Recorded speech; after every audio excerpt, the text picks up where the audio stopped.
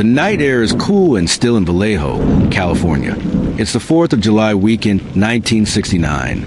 Across town, fireworks have faded, leaving only the quiet hum of suburban streets. In a secluded lover's lane near Blue Rock Springs Park, a young couple sits in their car. 19-year-old Darlene Farron, a lively waitress, is in the driver's seat. Beside her is Michael Mageau, a soft-spoken 22-year-old. They don't know that just a few feet away in the darkness, someone is watching. At first, they notice headlights approaching. A car pulls in behind them. The driver switches off the engine. Silence. Minutes pass. Then the car suddenly drives away. Michael exhales, but before they can relax, the same car returns. This time, the driver steps out. He approaches slowly, holding a flashlight in one hand. The beam of light floods the inside of the car, blinding them. For a moment, they think it's the police. Then, without warning, the man raises a 9mm Luger pistol and fires. Bullets rip through the car. Darlene and Michael are hit multiple times. Michael collapses, bleeding. Darlene slumps forward. The gunman walks back to his car calmly, drives away into the night and disappears. Within minutes, police receive a strange phone call. A man's voice, flat and emotionless, tells the dispatcher, "I want to report a double murder. If you go 1 mile east, you'll find kids in a brown car. They were shot with a 9mm Luger. I also killed those kids last year. Goodbye." He hangs up. The call is traced to a phone booth near the Vallejo Police Department. When officers arrive, Darlene Farron is dead.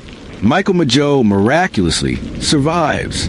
He gives police a vague description: a white male, possibly in his late 20s or 30s, stocky build, short brown hair. But there's something chilling in the way the shooter moved. Calm, methodical, as if he had done this before. And indeed he had. Just 6 months earlier, on December 20th, 1968, another young couple, David Faraday and Betty Lou Jensen, were parked on a quiet gravel road off Lake Herman. They too were ambushed. 10 bullets. Both dead. At the time, the case seemed like a tragic lover's lane murder. But now, the pieces are beginning to fit together. 2 attacks. 2 couples. A single weapon. The investigation kicks into overdrive. Detectives pore over evidence, but the killer has left little behind. No fingerprints. No footprints. No obvious motive. The victims have no connection to one another. The Vallejo Police Department, already stretched thin, struggles to piece the puzzle together. Then, just weeks later, something arrives that changes everything. On August 1st, 1969, 3 major newspapers, the San Francisco Chronicle, the San Francisco Examiner, and the Vallejo Times-Herald, each receive a letter. It begins with chilling precision. "Dear Editor, I am the killer of the 2 teenagers last Christmas at Lake Herman and the girl last 4th of July. To prove this, I shall state some facts which only I and the police know." Inside, the writer includes specific details from the crime scenes, details never released to the public. There's no doubt this letter is from the killer, but there's something else. Attached to each letter is 1/3 of a cryptogram, a coded message. The killer demands the newspapers publish the cipher on the front page. If they don't, he threatens to cruise around all weekend killing lone people in the night, then move on to kill again, until I end up with a dozen people over the weekend. The papers comply. Over the next few days, amateur codebreakers and professional cryptographers race to solve the cipher. It's a 408-character puzzle of symbols, letters, and shapes. A schoolteacher and his wife from Salinas, California, Donald and Betty Harden, crack it within a week. The message is haunting. "I like killing people because it is so much fun. It is more fun than killing wild game in the forest because man is the most dangerous animal of all." The killer signs it with a strange symbol, a circle with a cross through it. This will become his calling card, and the world will soon know him by the name he gives himself. Zodiac. Police departments across Northern California form a loose task force. Multiple jurisdictions, multiple attacks, one phantom suspect. Leads pour in, but nothing sticks. Witnesses offer conflicting descriptions. Tips flood the lines. Forensic technology is limited, and the killer seems to anticipate their moves. Then, on September 27, 1969, another attack occurs, this time in broad daylight. Brian Hartnell and Cecilia Shepard are picnicking at Lake Berryessa. A man approaches wearing a black hood with a Zodiac symbol stitched on the front. He ties him up, stabs him brutally, and leaves him to die. Before leaving, he scrawls a message on Brian's car door, dates of previous killings, the Zodiac symbol, and the words by knife. The public is terrified. No one feels safe. The Zodiac isn't just attacking at night anymore. He's striking whenever and wherever he chooses. And he's not done playing. On October 11th, 1969, cab driver Paul Stine is shot point blank in San Francisco's Presidio Heights. The killer calmly wipes down the taxi, tears off a piece of Stine's bloody shirt, and disappears into the night. Police arrive within minutes. Witnesses describe a man walking away. But in a stunning error, officers are mistakenly told to look for a black male suspect, not white. The Zodiac slips through their fingers.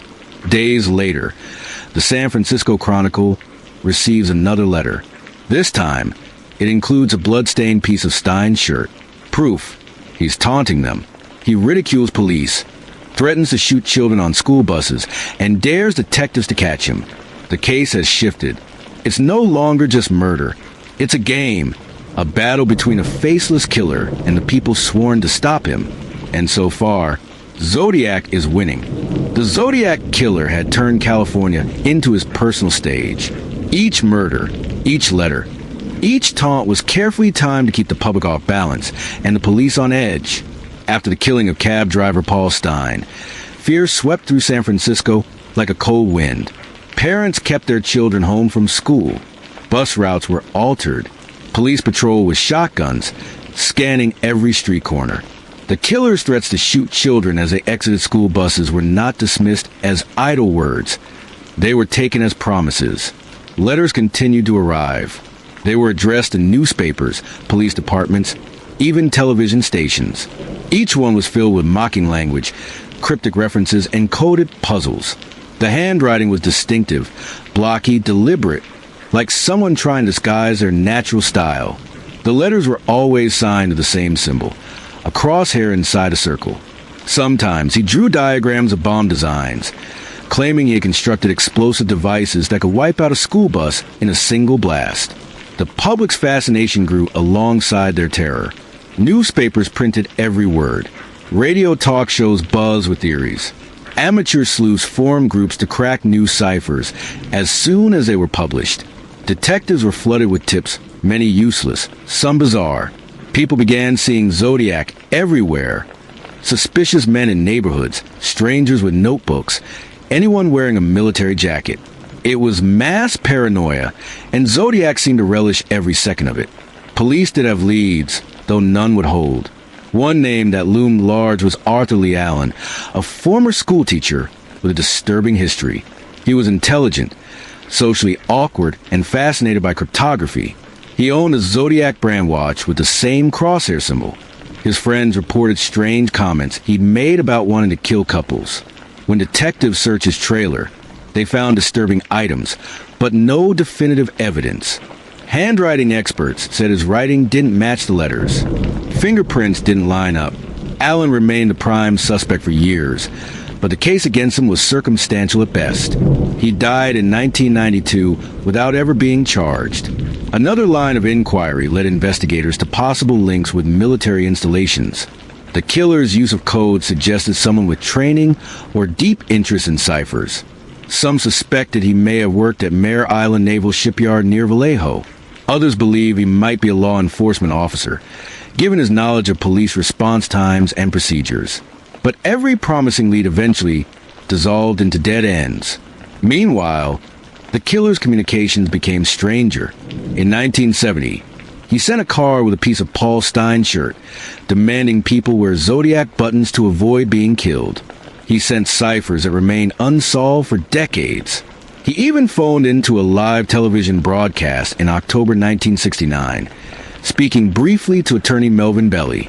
The voice on the line trembled, claiming he didn't want to go to the gas chamber. Police believed it was likely Zodiac, though the call's authenticity was never fully proven. As months turned to years, Zodiac's confirmed attacks dwindled, but his letters kept appearing. He took credit for crimes he likely didn't commit, claiming dozens of victims. Investigators believe a confirmed count is 7 attacks with 5 deaths, though he claimed 37 victims in letters. Whether this was truth or bravado remains unclear. One of the most enduring mysteries revolves around the ciphers. The first was solved quickly, but the second, the so-called 340 cipher, baffled experts for half a century. Then, in December 2020, a team of private codebreakers cracked it. The message contained no identity, only more boasts. I hope you are having lots of fun in trying to catch me. I am not afraid of the gas chamber. It was another taunt from beyond time, reminding the world that Zodiac's identity still lay hidden. The investigation became one of the largest in California history. Multiple jurisdictions, Vallejo, San Francisco, Napa County, the FBI struggled to coordinate. Each department had its own evidence, witnesses, and theories. Communication gaps meant crucial details weren't always shared efficiently. In some ways, Zodiac benefited from the fragmented law enforcement landscape of the late 1960s. Today, a single statewide task force would likely have formed immediately, but back then, bureaucracy slowed the hunt. Media coverage turned the case into a cultural phenomenon. The Zodiac Killer became a symbol of fear and mystery. Films, novels, and songs referenced him. Copycats emerged, sending hoax letters and making threats. He wasn't just a killer anymore. He was a legend, feeding off attention. That legend spread far beyond California, shaping the way America thought about serial killers for decades. Over time, suspects came and went. In addition to Arthur Lee Allen, investigators examined dozens of men, school teachers, laborers, ex-soldiers, even a few journalists. None ever matched all the evidence. DNA extracted from the letters in later years was partial and inconclusive. In 2021, a group called the Case Breakers claimed to have identified a man named Gary Francis Post as Zodiac, based on photographs, scars, and circumstantial links. Law enforcement agencies did not officially confirm this conclusion, leaving the case technically unsolved. The Zodiac Killer changed how law enforcement and the public engage with violent crime. He demonstrated how media manipulation could amplify fear. He showed how a killer could become infamous not just through violence, but through words, puzzles, and performance. His methods inspired countless fictional villains and influenced criminal profiling in the FBI's early behavioral analysis work.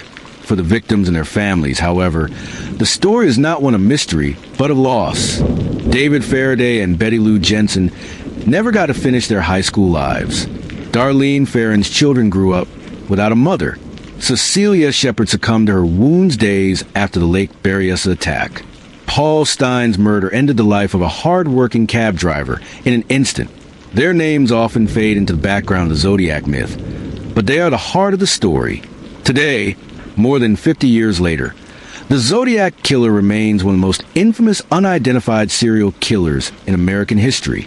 New technology, genealogy databases, and forensic methods continue to offer hope that his identity could still be revealed. But for now, his name, or rather, the one he chose, lingers like a riddle with no solution. He emerged from the shadows of California, toyed with the world, and vanished back into them.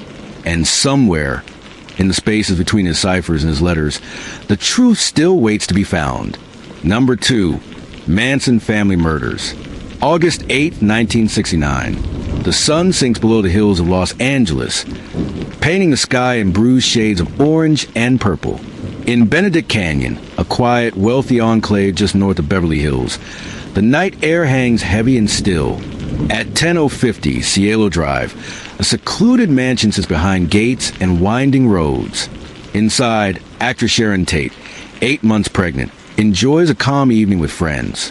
She's 26 years old, radiant, and at the height of her Hollywood career. The house glows with warm light.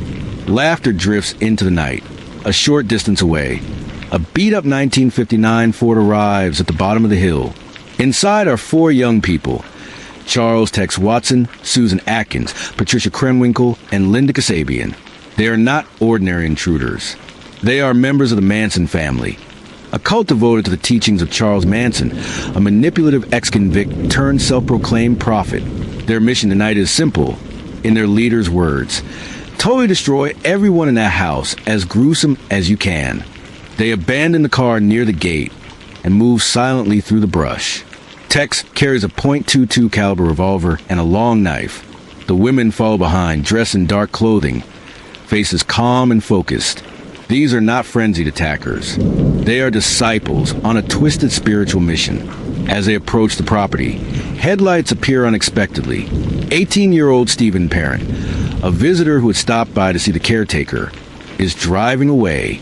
Tex flags him down. Without hesitation, Tex raises a revolver and fires 4 times into the car.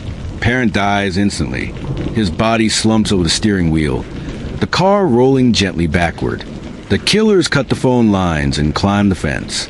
They move toward the main house.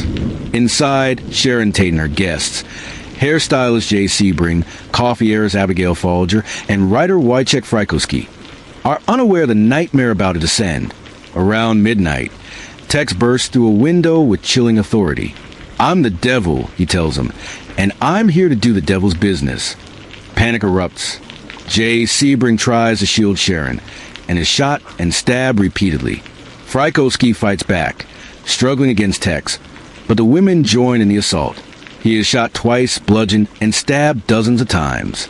Abigail Folger manages to break free, fleeing into the yard, but Patricia Krenwinkel catches her on the lawn. Abigail pleads for her life.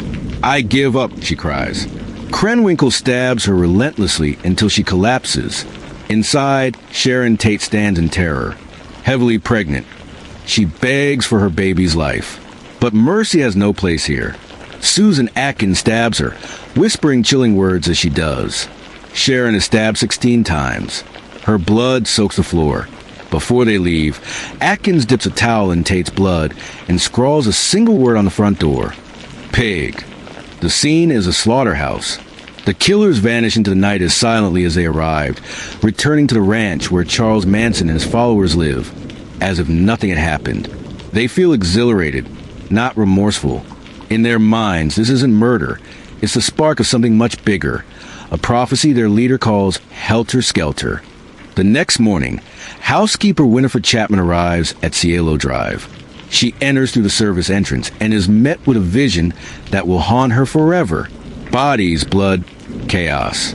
The police arrive quickly, but what they find is unlike anything they've seen before. A crime scene of ritualistic brutality.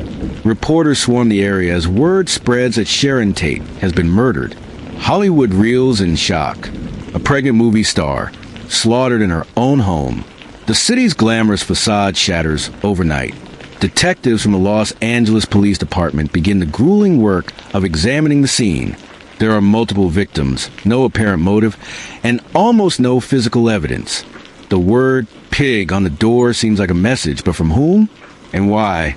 At this moment, no one connects the murders to Charles Manson or his followers. Manson is virtually unknown to the public. The house at Cielo Drive had previously been rented by music producer Terry Melcher, who once considered signing Manson to a recording contract but ultimately rejected him. Manson never forgave the snub. In his delusional worldview, Melcher represented the Hollywood elite who had betrayed him. He sent his followers to the house. Not realizing Melcher had moved out months earlier, the Tate murders ignite a firestorm of fear. Rumors spread wildly. Was a drug deal gone bad? A satanic cult? A jealous lover? Hollywood's elite install alarm systems and hire private security. No one feels safe. The randomness of the attack, the sheer savagery, makes it all the more terrifying. But Manson's bloody plan isn't finished. On the following night, August 9th, the Manson family strikes again. Their next targets are supermarket executive Leno LaBianca and his wife, Rosemary, in their Los Feliz home. Manson himself accompanies the group this time, but leaves before the killings begin. Tex Krenwinkel and Leslie Van Houten take over. The couple is tied up and brutally murdered. Leno stabbed with a carving fork left protruding from his stomach, wore carved into his flesh. Rosemary stabbed dozens of times. Words like Helter Skelter and Death to Pigs are written in their blood on the walls. 2 nights, 7 victims. Los Angeles is gripped by panic. Police initially treat the Tate and LaBianca murders as separate crimes, but the similarities in the messages and brutality suggest something darker, a coordinated campaign of terror. Back at Spahn Ranch, Charles Manson sits surrounded by his followers. To them, he's more than a man, he's a messiah. He speaks of an impending apocalyptic race war he calls Helter Skelter, a term borrowed from a Beatles song. In Manson's twisted interpretation, these murders are supposed to spark chaos between races, bringing about a new world order in which he and his family will emerge as leaders. His followers believe every word. Meanwhile, law enforcement is still scrambling. No suspects, no leads, just two horrific massacres, seemingly motiveless.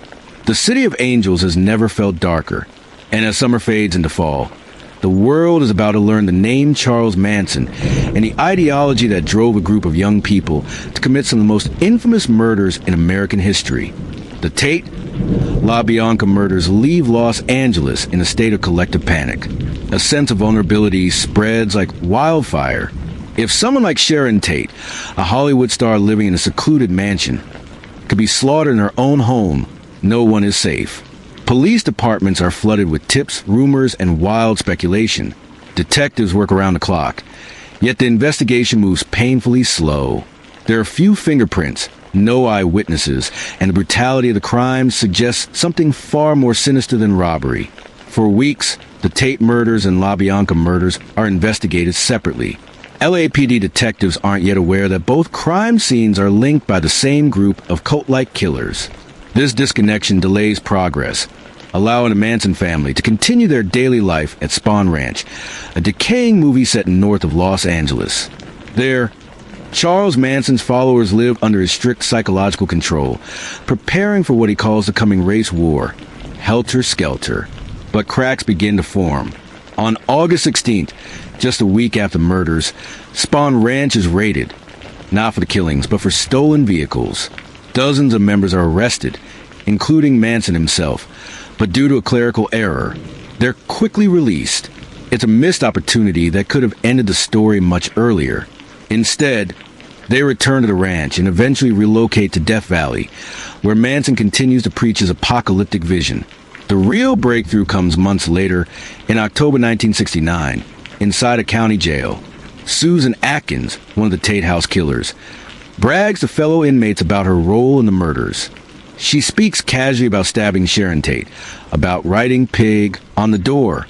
Word spreads to authorities. Investigators finally connect the dots. Atkins is part of the Manson family, and the family is responsible for both sets of murders. Detectives piece together the web of relationships. They learn about Manson's obsession with the Beatles, his failed music career, and his grudge against Terry Melcher. The motive isn't money. It's ideology, a delusional plan to ignite chaos and reshape society. By December, Charles Manson, Tex Watson, Susan Atkins, Patricia Krenwinkel, and Leslie Van Houten are all arrested and charged with multiple counts of murder and conspiracy. Linda Kasabian, the lookout during the Tate murders, is offered immunity in exchange for her testimony. As the investigation unravels, the public's fascination with the case grows. The idea that a charismatic drifter could control ordinary young people and turn them into cold-blooded killers shocks the nation. Manson's face, with his dark eyes and later his infamous swastika carved into his forehead, becomes a chilling symbol of evil. The trial begins in June 1970 and quickly becomes a media circus. Reporters pack the courtroom daily. Manson and his co-defendants arrive with matching X's carved into their foreheads, later turned into swastikas. They chant, sing, and sometimes interrupt proceedings. Outside the courthouse, loyal family members gather on the sidewalks, carving X's into their own foreheads to show solidarity. They stand for hours, eerily silent, staring at reporters and jurors alike. Inside, Linda Kasabian becomes a star witness. Her detailed testimony brings the horrors of those August nights into sharp focus for the jury. She recounts every scream, every stab, every chilling command Tex Watson issued. The prosecution, led by Vincent Bugliosi, argues that Manson never had to kill anyone himself. His power lay in his ability to command others to do it for him. His control was psychological, almost cultic. Manson attempts to disrupt the trial at every turn. He leaps at the judge, declares himself the devil, and delivers cryptic monologues about society, the Beatles, and the apocalypse. His followers mimic his behavior, reinforcing the terrifying hold he has over them.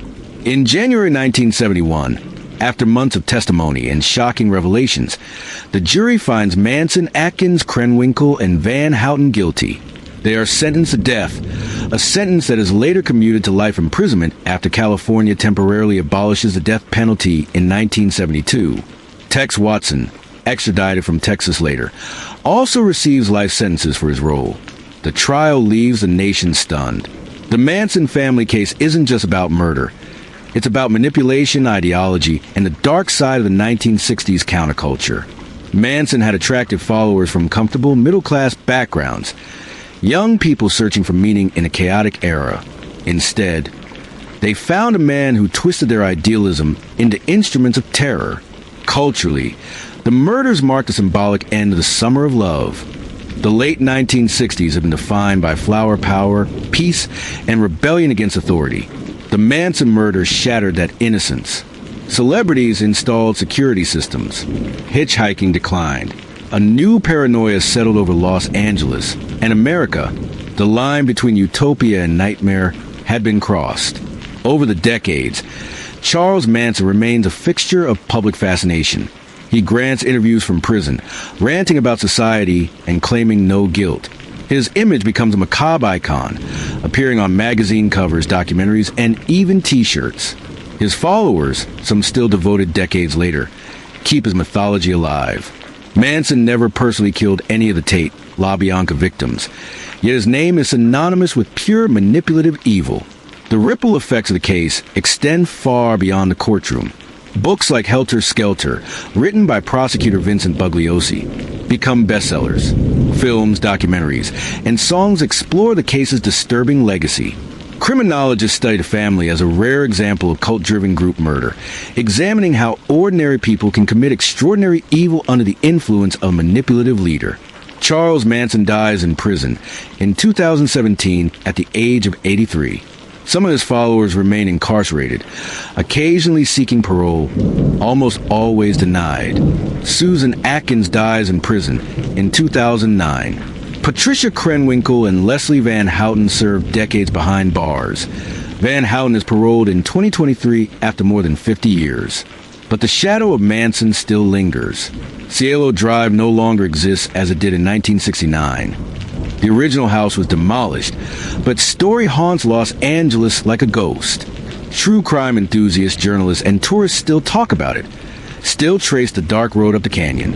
It remains one of the most infamous crimes in American history, not just for its brutality, but for what it revealed about human nature. In the end, the Manson family murders weren't simply a crime spree. They were a collision of celebrity, counterculture, delusion, and death. A moment when the world realized that evil doesn't always appear as a monster in the shadows. Sometimes, it looks like a soft-spoken man with a guitar who convinces others to kill in his name.